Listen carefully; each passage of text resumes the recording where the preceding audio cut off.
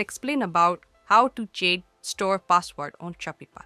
This process is really simple and easy. The first thing is head over to your store and log in your account on which you want to change your password.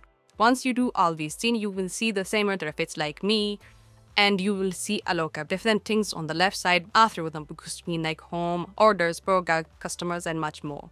But what you have to do from here, take a look on the right top, you can see your store icon, simply click on it. And on the second last number, you can see the option of manage account, simply click on it. There you can manage your all account. From here, you will see multiple things like verify your email address, upload a photo, change name, and key, make and also the phone number. But from here, take a look again on the left side, you will see an icon security, simply click on it. On the first number, you can see the option of passkeys. It's the recommended skill of Shopify and it's more secure than a password. Scroll down and here you can see the option of password.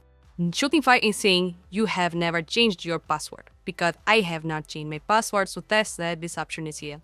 In order to change my password, I need to click on this option, and here I need to enter my current password, and here I need to enter the new password and just confirm that by writing that the key. Once I like everything, I need to click on the option change password, and then the password of my Shopify store will be changed and I can get access to my Shopify store with the writing of new password. And that's it.